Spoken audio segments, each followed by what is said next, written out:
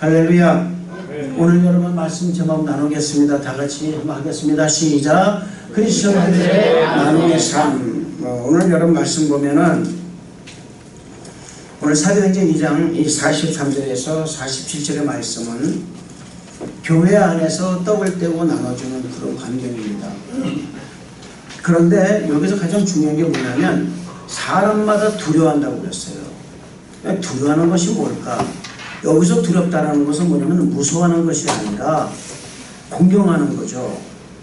하나님께 영광을 드리는 거예요. 그러니까 하나님의 존재에 대해서 그 하나님을 너무나 사랑하고 너무나도 하나님을 경외하는 마음의 두려움을 얘기하는 것입니다. 그런데 여기서 이 두려움이 또 어떤 형 나타나냐면 사도들 만나면서 표적이 나타난다고 그랬어요. 기사와 표적이. 여러분 교회는요 하나님의 기적이 반드시 나타나야 되는 곳입니다. 할렐루야. 그것이 사랑이든지 아니면 하나님의 역사든지 그 역사가 나타나야 되는 거예요. 그 역사가 많이 나타나니까 믿는 사람이 다 함께 있다고 그랬어요. 그러니까 이 교회는 뭐예요? 믿는 사람이 함께 있는 장소인 것입니다. 그런데 이 믿는 사람이 함께 있어서 가만히 있으면 안 되는 거예요. 물건을 통용한다고 그랬습니다. 여기는 뭡니까? 이거는 범사예요. 그래서 교회 안에서 물건을 서로 통용하고 나누고 하는 이 모든 자체, 재산과 소유를 팔아서 나누는 자체가 뭐냐면 이 안에 은혜와 감사가 넘친다는 거예요. 그래서 이 교회 안에서 은혜와 사랑이 넘쳐 있을 때에 그때 날마다 마음을 같이 해서 같이 성전의 모이를 심쓰는 거예요. 그러니까 교회 안에 은혜가 없으면 모이를 심쓰질 않습니다. 여러분 교회를 사랑하는 것이 뭡니까? 교회를 사랑하는 것은요 은혜가 있어야 사랑하는 거예요. 은혜가 없으면 사랑할 수가 없어요. 그래서 교회 나오는 것이 의무감으로 나오게 된다 그 말입니다. 저 성도 여러분들이 단 몇 명 모여도 좋아요. 은혜로 하나님을 정말 사랑하고 교회를 정말 사랑하는 사람들이 모이는 것. 저는 그런 장소를 만들고 싶습니다. 할렐루야. 네. 자, 모이기 심성이 어떻습니까? 그런 마음 있죠. 하나님을 참여하게 되는 거예요. 예배하게 되는 거예요. 예배를 성공하게 된다 그 말입니다. 그러니까 예배를 성공함으로 말미암아서 온 사람들의 기쁨이 넘치게 되는 거예요. 근데 그 기쁨이 넘치는 것이 교회 안에서만 일어나는 것이 아니라 그것이 교회 밖에까지 전파가 되는 거예요. 그래서 수많은 사람들이 보고 칭송을 하는 거예요. 이야, 우리 순복음 방주교회가 저 순복음 방주교회 정말 사람들 보니까 성령 충만하고 사랑이 많고 저 안에서 협력하고 서로를 이루고 주님의 기적이 나타나는 곳이구나. 많은 것을 많은 사람들이 알므로 말미암아서 칭송을 받게 됩니다. 그러면 많은 사람들이 우리가 전도를 안 해도 모든 사람들이 교회로 모이를 심쓰게 된다는 거예요. 교회에 모이 심쓰기가 두 가지입니다. 그건 뭐냐면 하나는 믿는 성도가 모여 심쓰는 것을 얘기하는 것이고 모이를 심쓰는 걸 얘기하는 것이고 또 하나는 모든 사람들을 교회로 부르는 것을 얘기한다 그 말입니다. 여러분 요한일서 5장 1절의 말씀 보면 하나님의 아들을 믿는 자가 자기 안에 증거가 있다고 그랬습니다. 하나님의 아들을 믿는 증거는 무엇을 말하는 걸까요? 그것은 바로 나눔의 삶을 말하는 것입니다. 하나님의 말씀을 나누고 그분의 삶을 나누고 헌신을 나누고 은혜를 나누고 감사를 나누고 사는 거예요. 데살로니가전서 1장 8절 말씀 보면 주의 말씀이 너희에게로부터 마케도니아와 아가야에만 들릴 뿐 아니라 하나님을 향하는 너희 믿음의 소문이 각처에 퍼짐으로 우리는 아무 말도 할 것이 없노라 이렇게 말합니다. 하나님 말씀이 너희 믿음의 소문이 각처에 퍼져버린 거예요. 그러니까 여러분 더 이상 말할 것이 없다 그 말입니다. 우리 순복음 방주의 성도의 여러분들의 믿음이 각처에 퍼져보세요. 말 안 해도 전도가 되고요. 그냥 사람들이 오게 돼 있습니다. 할렐루야. 여러분 이 말씀 보면 데살로니가 교인들의 믿음에 대한 소문이 어떻게 됐어요? 마게도니아와 그리고 아가야뿐만 아니라 온 각처에 퍼진 거예요. 여기서 여러분 데살로니가 교회의 교인들의 여러분 믿음이란 뭘까요? 그거는 교회 안에서 믿음을 나누는 삶을 얘기하는 거예요. 감사를 나누고 은혜를 나누는 삶을 얘기한다 그 말입니다. 믿음의 삶은 그것을 나눌 때 더 큰 감동이 있는 것입니다. 그리고 더 큰 능력을 발휘할 수 있게 된다는 것을 믿으시길 바랍니다. 하나님께서는 우리 안에 믿음을 다른 사람들과 나누는 책임을 우리에게 주셨다는 거예요. 그러니까 여러분이나 저는 뭐예요? 믿음을 나누는 책임을 반드시 갖고 있습니다. 그것은요. 이거는요, 우리가 이 땅에 사는데 살고 이것이 아직 어디까지 평가가 되냐면 여러분이 천국에 가서도 평가되는 게 뭔지 아십니까? 믿음을 나누는 삶이에요. 그건 거기 가서도 이루어지는 거고 거기 가서도 우리는 컨티뉴예요. 계속 이어지는 것입니다. 우리가 하나님을 믿고 구원받게 되었을 때에 우리는 또한 하나님의 메신저가 되는 거예요. 하나님은 우리를 통해서 세상에 당신의 말씀을 전하기를 원하신다는 것을 믿으시기 바랍니다. 나만 잘 믿는 거 되는 거 아니에요. 여러분이 나가서 여러분이 예수를 믿잖아요. 여러분은 나가서 인간적인 커뮤니티를 믿는 게 아닙니다. 사실은. 그래서 우리의 삶이 거룩한 삶이 되는 거예요. 다른 사람하고 달라요. 그래서 아직까지도 여러분 우리의 삶이 그냥 인간적으로 뭐 이렇게 무엇을 위해서 하는 게 아니라 하나님을 위해서. 왜냐? 저와 여러분은 세상 사람과 다른 삶을 살기 때문에 그렇습니다. 이것이 여러분 바로 진정한 나눔의 삶을 얘기합니다. 나눔의 삶은요, 여러분 단지 입을 것, 먹을 것, 세상적인 나누는 것을 의미하는 것이 아닙니다. 바로 하나님의 말씀을 나누고요, 복음을 전하는 것을 의미하는 거예요. 그러나 사탄의 계략은 믿는 성도로 하여금 나눌 것이 없다고 느끼게 만드는 거예요. 뭘 교회 안에서만 하면 되지. 그래서 가장 중요한 하나님 말씀을 전하지 못하게 만드는 거예요. 우린 여러분 사람과 사람을 만나면 수많은 대화를 많이 합니다. 그 수많은 대화 중에 여러분 과연 하나님 말씀을 얼마나 전할까요? 전하지 않습니다. 하나님 말씀보다는 세상 이야기를 더 많이 합니다. 왜 그럴까요? 여러분 이것이 사탄의 계략이라면 우리는 어떻게 생각하겠습니까? 여러분들이 하는 모든 말들, 그 말들이 사탄이 그렇게 시킨다면, 그리고 하나님 말씀을 하지 못하게 만든다면, 뭘 유별을 떨게 그렇게 나가서까지 얘기하냐, 교회 안에서 얘기하면 됐지, 뭐 나가서 얘기하냐, 이렇게 얘기하면 과연 우리는 과연 어떨까요? 사랑하는 성도 여러분, 하나님께서는 저와 여러분에게 다른 사람들을 우리 가족으로 삼을 수 있는 능력을 주셨다는 것을 믿으시길 바랍니다. 요한일서 5장 10절 아까 말씀드렸죠? 하나님의 아들을 믿는 자는 자기 안에 증거가 있다. 반드시 증거가 있습니다. 여러분 안에는 증거가 있다는 것입니다. 우리가 하나님의 아들을 예수 그리스도를 믿는 믿음이 있다면 우리 내면의 세계에 하나님의 말씀이 살아 숨쉬고 있다는 거예요. 할렐루야. 그게 짧은 센텐스라도 상관없어요. 짧은 구절의 한 말씀. 그렇기 때문에 여러분 우리가 전하는 이 삶과 이 메시지에는 반드시 그 부분이 있습니다. 제가 오늘 네 부분으로 구성되어 있는 것을 여러분에게 나누기를 원합니다. 첫째로 우리의 간증으로 우리가 어떻게 예수님을 알고 믿기 시작했는지에 대한 이야기예요. 둘째로는 뭐냐면 삶의 교훈으로 우리가 하나님이 우리에게 가르쳐주신 아주 중요한 교훈이 무엇이냐 그 말입니다. 내가 가르쳐준 그 교훈이 뭐냐 이 말이에요. 셋째로 우리가 우리의 거룩한 열정, 우리가 과연 열정을 얼마나 가지고 있느냐, 하나님으로 인해서 우리가 관심을 갖게 된 것은 무엇이냐 이거예요. 그거에 대한 얘기입니다.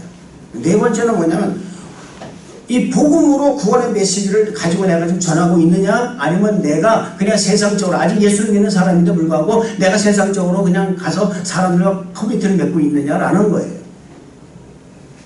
첫째로 여러분 삶의 메시지에서 간증을 담고 있느냐 한번 나눠보겠습니다. 간증. 그리스도가 나의 삶에 어떤 변화를 가져왔는지에 관한 이야기예요. 이거는요. 베드로전서 2장 9절 말씀 보면요. 그러나 너희는 택하신 족속이요 왕같은 제사장이요 거룩한 나라요 그의 소유된 백성이니 이는 너희를 어두운 데서 불러내요. 잘 보세요. 이는 너희를 어두운 데서 불러내요 그의 기이한 빛에 들어가 계신 이의 아름다운 덕을 선포하게 하십니다. 이게 뭡니까? 간증이 있다라는 거예요. 너를 어디서 불러냅니까? 어두운 데서 너희를 불러냈다 그 말입니다. 그렇다면 나는 옛날에 어두운 데 살았습니다 라는 거예요. 나는 옛날에요 정말 한마디로 얘기해서 정말 아주 세상 말에서 개판으로 살아왔습니다. 그런데 내가 예수를 믿고요 내가 변했습니다 라는 거거든요. 여러분 그게 부끄러운 걸까요? 부끄러운 거 아니에요. 그건 너무나도 거룩한 것이요 너무나 아름다운 것입니다.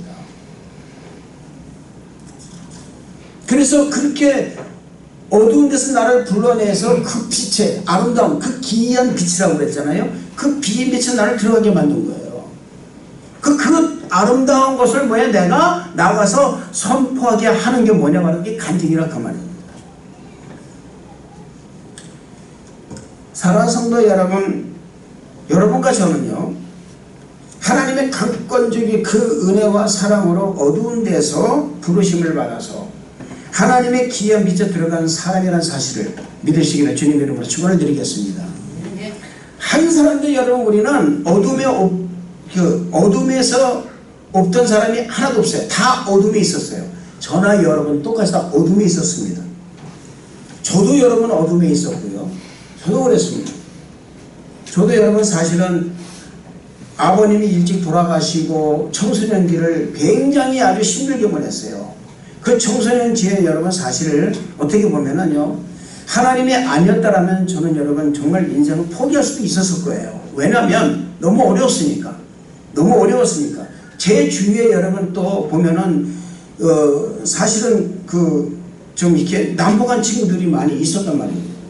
그런 친구들과 같이 어울렸을 때 내가 정신을 차리지 않았더라면은 하나님 은혜가 아니었다면 저는 아마 그 사람 똑같이 저도 아마 그 학교를 갔을 거예요. 그런데도 하나님께서 저를 인도하시고 저를 붙잡아 주시고 제 괄괄한 성격, 급한 성격을 하나님께서 잠재워 주시고 그를 통해서 하나님께서 은혜의 길에 들어가게 만들어 주셔서 여기까지 제가 왔어요. 뭡니까 여러분? 이것이 저의 은혜보다 부끄러운 게 아니에요.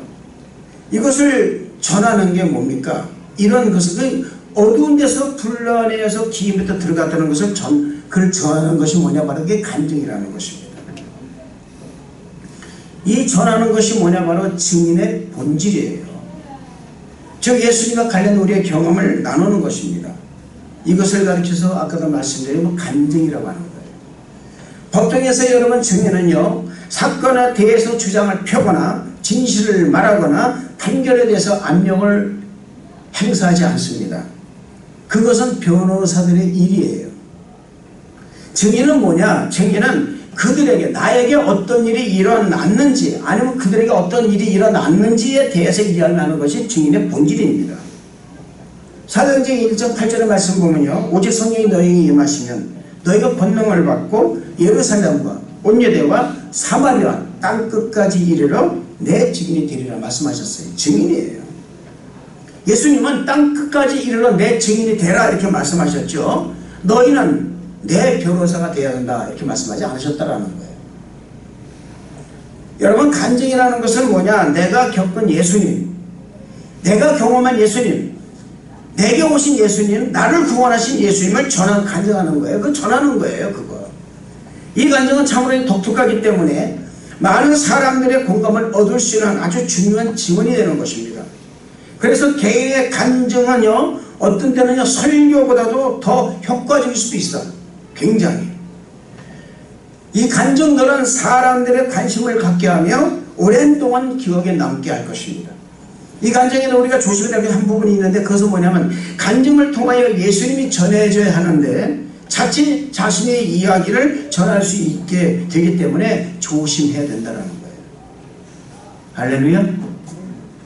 성경의 권위를 인정하지 않으려는 많은 사람들도요 보면요 여러분 개인적인 겸손한 간증들은요 들으러 갑니다.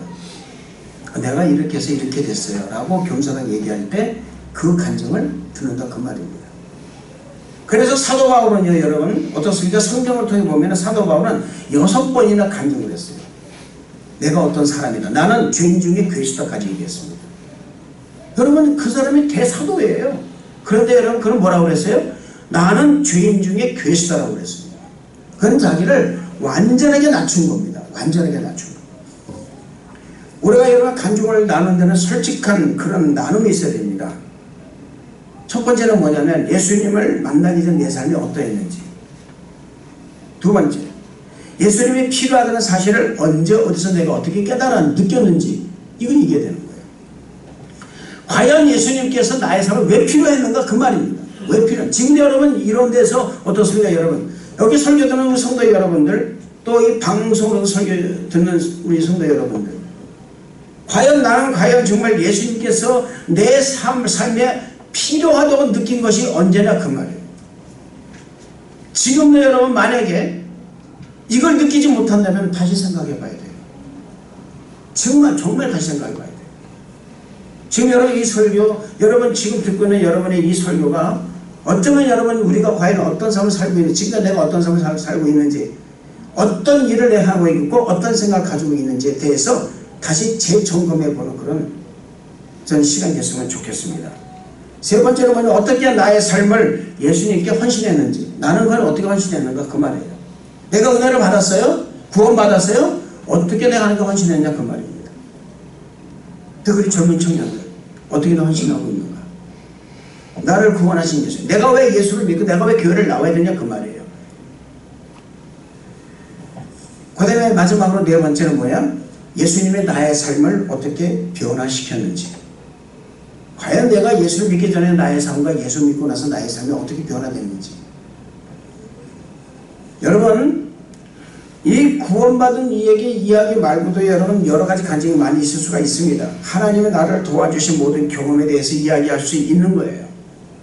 이런 간증을 나눌 때 이 간증을 통해서 영혼이 구원되고 믿음이 자라게 되면 굳건한 믿음의 반석 위에 서게 하는 그의 계기를 마련하게 된다는 것을 믿으시길 바랍니다. 둘째로 삶의 메시지에 관한 메시지에서 이 삶의 교훈을 내가 담아야 되는 거예요. 그러니까는 여러분이 하나님 메시지를 들었어요. 그러면 그 메시지를 내 삶의 교훈에 담아야 된다 그 말입니다. 이 말씀을 들었다 그러면 내가 그 말씀을 실천할 줄 알고 그를 내 영적인 지식에 함양시켜야 되는 거예요. 담아야 된다 그 말입니다. 이 여러분 두 번째 부분은 뭐냐면 하나님이 경험을 통해서 가르쳐 주신 진리인 거예요. 이것은 하나님, 그 하나님과의 관계, 문제, 유혹, 그리고 우리의 삶의 다른 여러 부분에 관해서 우리가 배운 교훈과 성찰입니다. 개인적인 성찰이라는 거예요. 다윗은요 119편 33절 이렇게 말합니다. 여호와여 주의 율례들을 내게 가르치소서. 잘 들으세요. 여호와여 주의 율례를 내게 가르치소서. 내가 끝까지 지키리다 이렇게 말합니다. 말씀을 들었습니다. 도를 배웠습니다. 지키는 거 말씀대로. 할렐루야. 아멘. 자 여러분 마태복음 28장에 보면 그런 말이 있죠. 28장 마지막 보면요 28장 20절에 와서 내가 너에게 분부한 모든 것을 가르쳐 어떻게 한다고? 지키게 하라 이렇게 말합니다. 가르쳐 지키게 하라. 슬프게도 여러분 많은 사람들이 자신에게 일어나는 많은 일들로부터 교훈을 얻지 못한다는 것이 참 슬픈 일이에요. 정말 성도 여러분들이 여러분들의 이 주일마다 설교를 듣는 이 모든 것을 정말 삶의 교훈으로 삼고 이걸 여러분 인간의 이 양규모 목사가 하는 것이 아니라 하나님이 말씀하신 거로 여러분이 깨닫고 그렇게 믿고 그걸 교훈 삼기를 축복하는 것입니다. 시편 106편 43절의 말씀 보면 이스라엘 민족에 대해서 이렇게 기록된 말씀이 있습니다. 여호와께서 여러 번 저희를 건지시나 저희가 꾀로 이 잔꾀예요. 꾀로 거역하며 자기 죄악으로 인하여 낮아짐을 당하였도다. 이게 뭡니까 여러분? 제 발등을 자기가 찍는 거예요. 도끼로 제 발등을 찍는 거예요. 여러분도 이런 사람을 만나본 적 있을 것입니다. 특히 여러분 말썽을 피우는 아들을 위험에서 건져주고 다 이러지만 또 이상한 짓을 해가지고 경찰서에 들어가 있는 아들을 보는 그런 그 드라마라든지 아니면 세상적이에서 많이 들을 거예요. 이런 아들을 둔 부모의 심정은 말로 표현할 수 없는 그 괴로움과 고통일 것입니다. 이제 앞으로 여러분 자녀를 낳아서 키울 사람, 또 자녀가 지금도 성장하는 사람들, 여러분 이것이죠. 지금 이렇게 또 컸지만 내가 과연 부모에게 좀 어떤 마음을 가지고 있을까, 어떻게 생각하고 있나. 부모님은 이렇게 생각하는데 나는 지금 어떤 길로 가고 있을까. 내가 된 부모에 대한 나의 평가는 어떤 것일까. 부모가 자녀를 평가할 때 내 자녀는 왜 이렇게 나가고 좀 더 이렇게 믿음에 섰으면 좋겠는데, 좀 더 이렇게 구원받으면 좋겠는데, 그런데 그 자녀는 전혀 내 생각과 다른 그런 일들을 우리가 많이 겪을 거예요. 그런 자녀를 둔 부모의 마음은 어떨까. 또 여러분 자녀가 열심히 예수를 믿는데 부모가 핍박을 합니다. 막 핍박을 합니다. 그러면 그 자녀의 심정은 어떨까라는 거예요. 네, 이런 심정. 여러분 우리가 잠언서 25장 10절 말씀 보면요 이렇게 말합니다. 슬기로운 자의 책망은 청정하는 귀에 금고리와 정금 장식이냐는 이렇게 말하고 있습니다. 슬기로운 자의 책망이라고 그랬어요. 다른 미련한 자 책망이 아닙니다. 슬기로운 자라는 건 뭡니까? 예수를 믿는 사람을 얘기한다 그 말입니다. 그 사람이 책망하는 자의 그 책망을 청정하는 귀라고 그랬어요. 청정은 뭡니까? 듣는 거예요. 청하에 듣는 것입니다. 이 듣는 사람 귀에는 뭐라 들리냐? 금고리 같다고 그런 거예요. 정금 장식이라고 그랬습니다. 귀에 아름다운, 여러분 생각해서 귀에다 이 귀고리를 할 때요, 여러분 생각해 보세요. 귀고리를 할 때, 귀고리 다 했잖아요? 귀고리 할 때 보세요. 나쁜 거, 좀 안 좋은 거 하거나, 여러분, 녹슬은 새로 여러분 귀고리를 한다면은, 여러분의 이 귀는요, 분명히 독이 오를 것입니다. 아름다운 거로 귀걸이 장식할 수가 없을 거예요. 바로 그렇게 아름답게 내게 그게 들린다는 것입니다. 사랑하는 성도 여러분, 저희 여러분이 정말 말씀드립니다. 경험자의 교훈을 멸시하지 마시기 바랍니다. 절대 멸시하지 마세요. 어른의 교훈을 멸시하지 마세요. 요즘 멸시하는 게 너무나 많이 나옵니다. 청종하는 사람 되시기를 바랍니다. 삶에서 배운 중요한 교훈들을 기록하는, 그래서 기록하는 성도가 되시기 바랍니다. 이것을 다른 사람들과 나눌 수 있도록 또 하시기를 주님의 이름으로 축원을 드리겠습니다. 여러분이가 감사할 게 하나 있어요. 뭔지 아십니까? 솔로몬이 잠언과 전도서를 통해서 자신이 배운 그런 교훈을 우리에게 전해준 것에 대해서 우리는 감사해야 돼요. 또한 여러분 예수님의 교훈은요, 영적 삶에 대한 현실적인 교훈들을 담고 있습니다. 서로 사랑하라, 여호와를 사랑하라, 서로 용서하라, 감사하라, 이런 여러 가지 이야기들. 강하고 담대한 믿음을 가지라. 구하라 그럼 주실 것이요, 찾으면 찾아낼 것이요, 문을 두드리면 열릴 것이니 구하는 자가 반드시 받을 것이요, 찾는 자가 찾아낼 것이요, 두드리는 자가 열릴 것이다.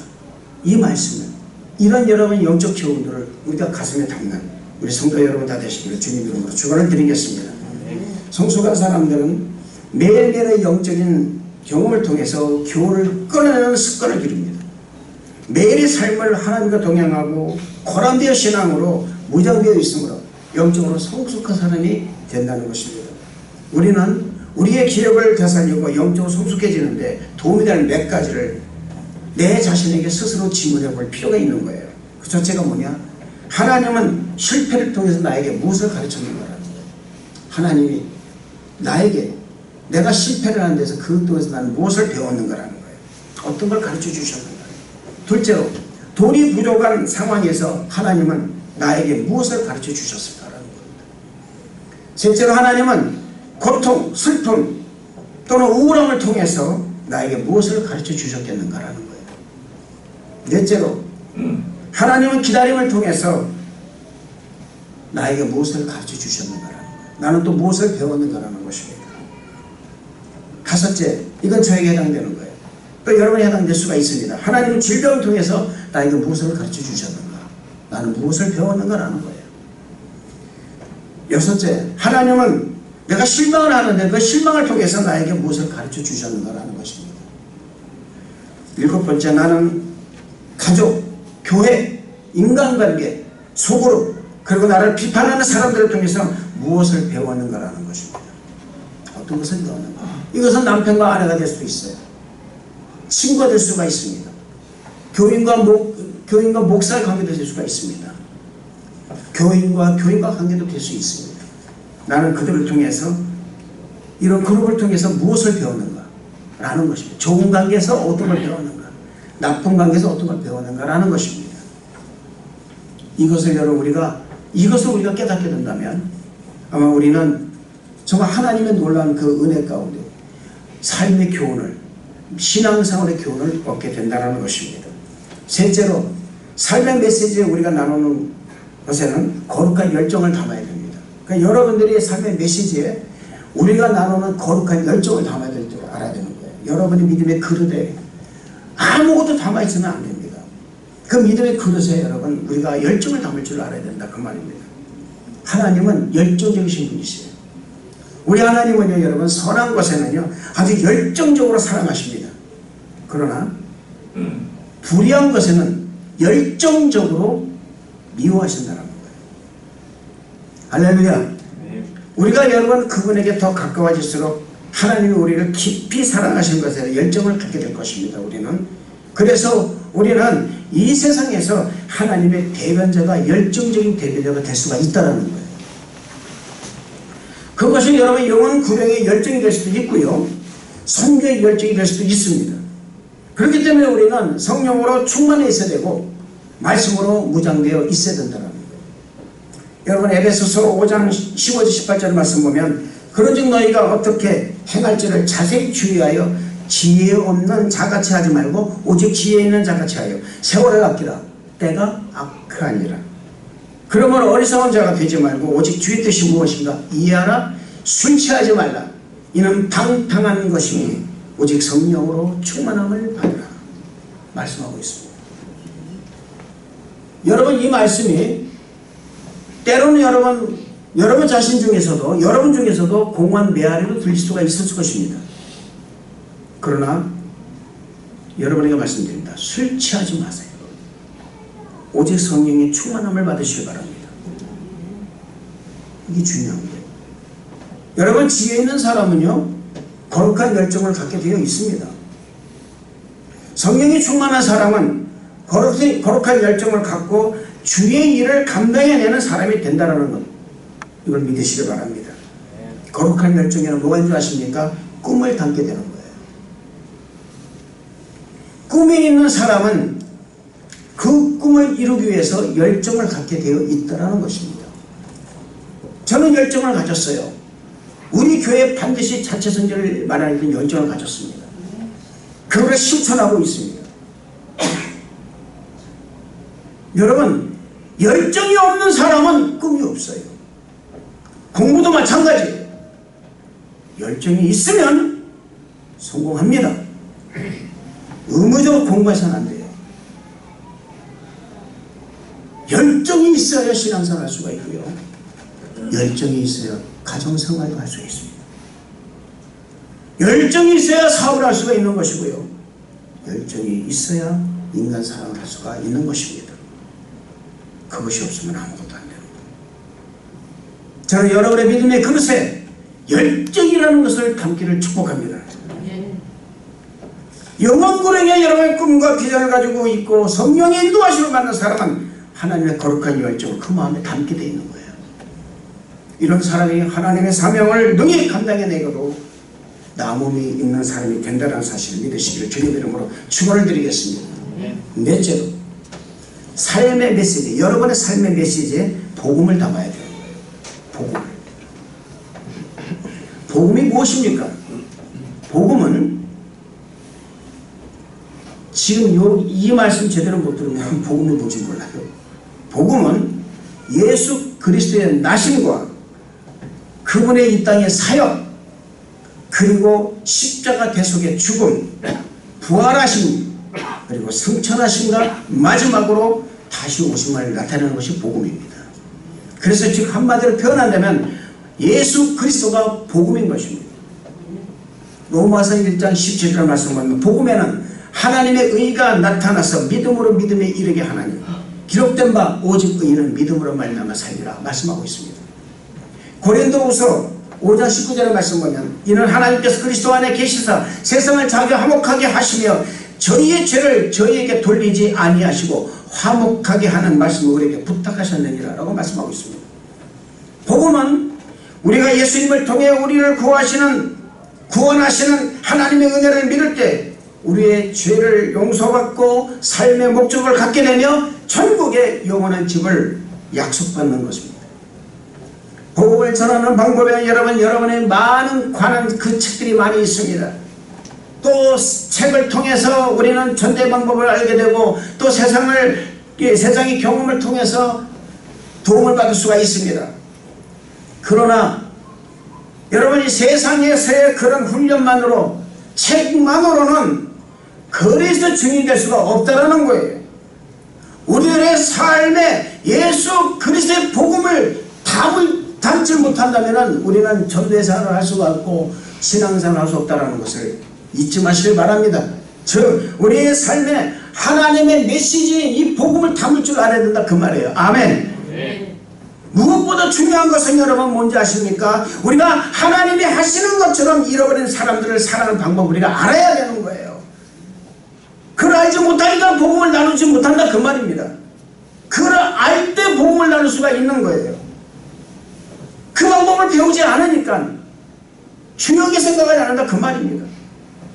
여러분 우리가 코로나 바이러스 때문에 지금 얼마나 많은 사람들이 이 복음을 많이 놓쳤을까요? 수많은 사람이 복음을 놓쳤습니다. 너무나 많이 놓쳤어요. 교회에 여러분 모든 교인 수가 감소가 되고 있습니다. 왜 그렇습니까 여러분? 복음을 놓쳐서 그러는 거예요. 기독교인의 삶의 본질인 복음을 놓치다 보니까는 다 놓치는 거예요. 여러분 우리 신앙생활 신앙인들에게서 여러분이요 복음을 빼면 아무것도 없는 거예요. 복음이 있어야만이 여러분 우리는 전대 열정도 가질 수가 있는 것입니다. 하나님은 당신이 사랑하지 않는 사람은 절대 만들지 않으셨어요. 이 말씀은 무슨 말씀이냐면은 우리 하나님에게는요 모든 사람 다 중요하다 그 말입니다. 모든 인류를 다 만들어내실 때에 그분의 사랑으로 만들어내신 거예요. 하나님이 세상을 사랑하사 독생자를 주셨으니 이는 저를 믿는 자마다 멸망치 않고 영생을 얻게 하십니다.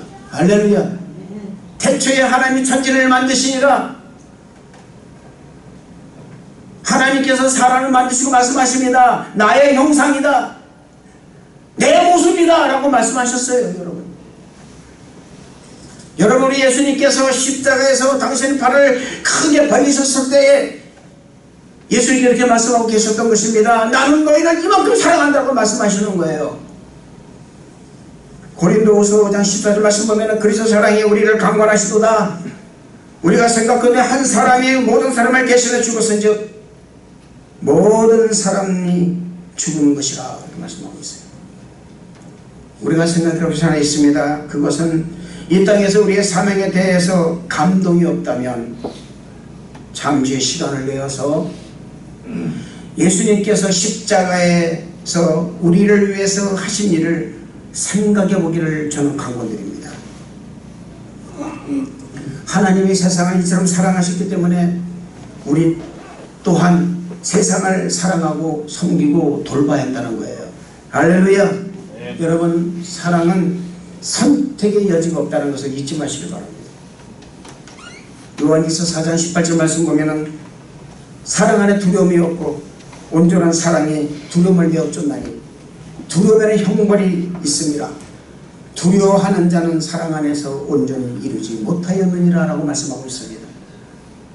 사랑하는 성도 여러분, 혹시 이 자리에 하나님을 두려워하는 사람이 있습니까? 하나님이 지금 당장 오신다면 두려워서 그 빛을 보지 못할까 두려움을 여기는 사람이 있습니까? 사랑 안에 거하시기 바랍니다. 주님의 사랑 안에 거하시기 바랍니다. 온전한 사랑, 그 온전한 사랑의 두려움을 내어 쫓는 거예요. 할렐루야. 나는 하나님의 사랑을 받고 있는 존재다라는 거예요. 그것이 우리 안에 있어야 돼요.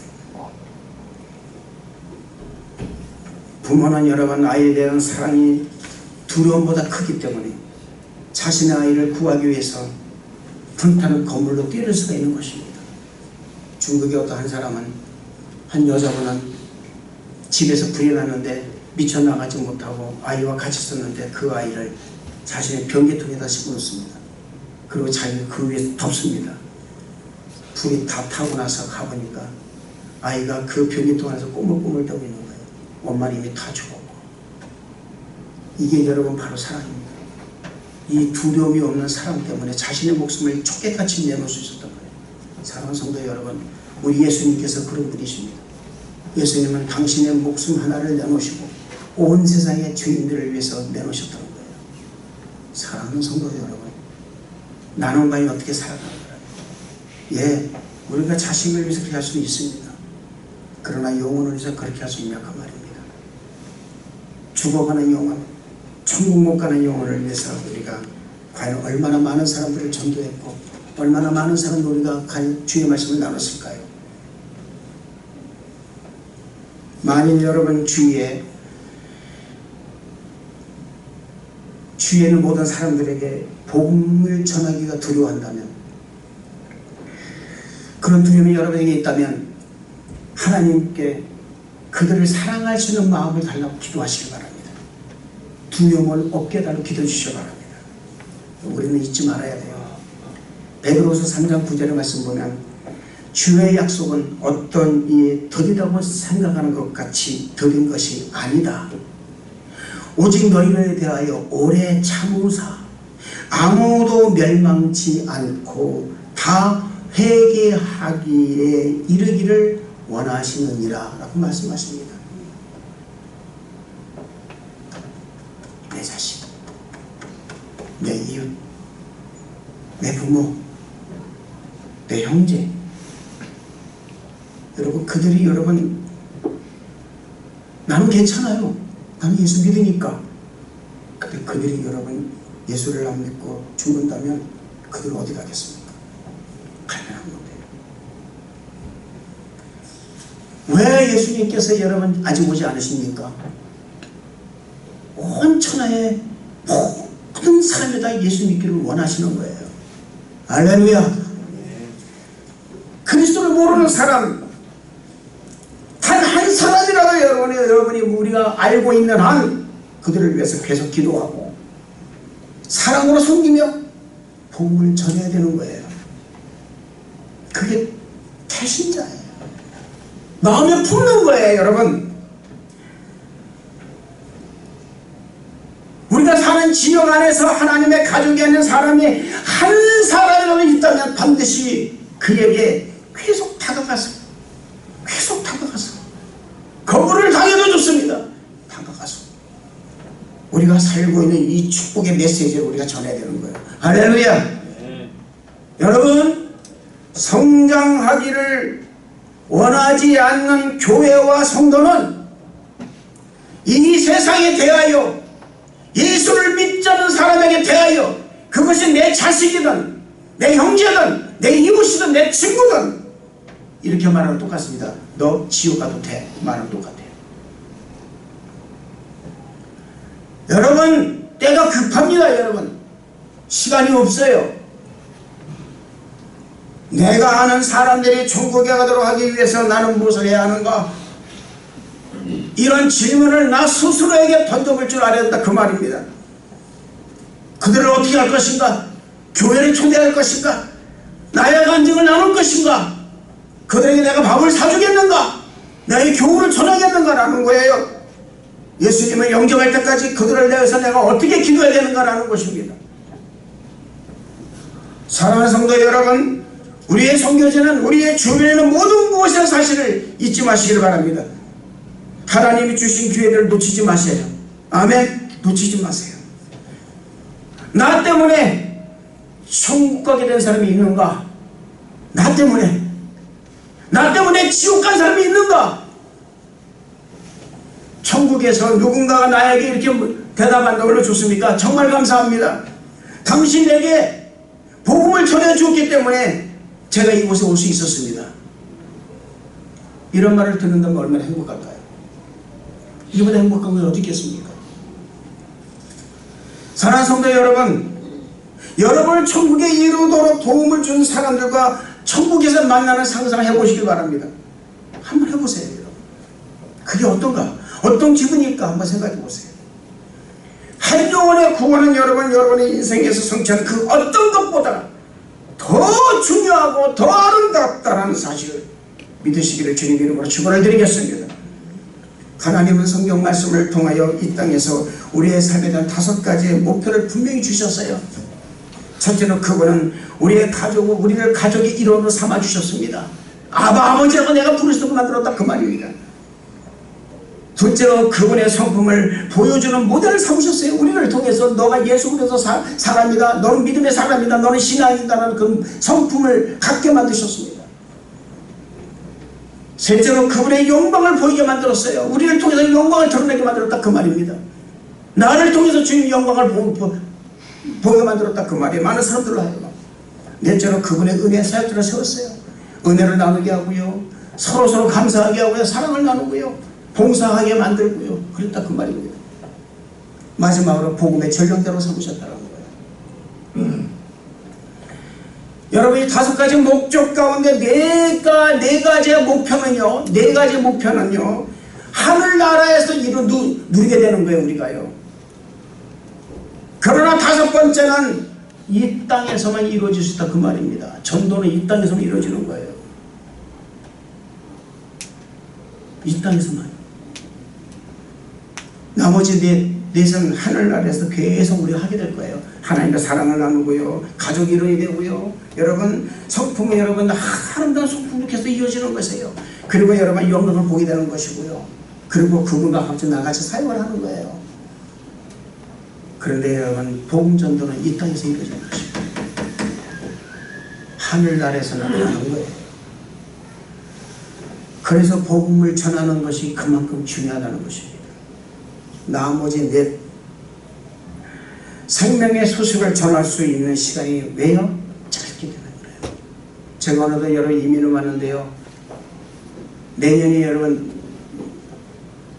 올해가 18년째입니다. 내년에가 19년이에요. 제가 목회를 시작한 지 벌써 25년이 넘었어요. 그런데요, 너무 짧아요. 벌써 내년 오서 60이 넘었어요. 너무 짧아요. 여러분,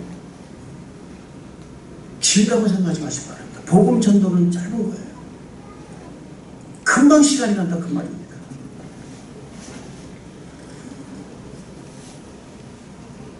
우리가 여러분 생각할 수 하나 있습니다. 그것은 하나님은 나를 통해서 이 세상에 무엇인가를 말씀하고 싶어 하신다는 거예요. 할렐루야. 우리는 하나님의 메시지를 받아서 이 땅에 예수님을 모르는 수많은 사람들에게 예수님을 나누는 삶을 살아야 된다는 것입니다. 예수님을 믿는 사람으로서의 모범을 보여주고 그리스도인으로서의 삶을 나누는 우리 사랑 성도들 다 되시기를 주님 이름으로 축원을 드리겠습니다. 이 땅에서 천국에서 세상에서 가장 아름다운 삶은 그리스도인으로서 참된 삶을 나누는 사람이 가장 아름다운 삶을 살게 된다는 사실을 믿으시기를 주님 이름으로 축원을 드리겠습니다. 기도하겠습니다. 하나님 아버지 감사합니다. 하나님 아버지, 우리가 이 땅에서 그리스도의 그 삶을 나누는 성도가 될 수 있도록 축복하여 주옵소서. 감사를 드렸고 예수님 이름으로 기도드렸나이다. 아멘.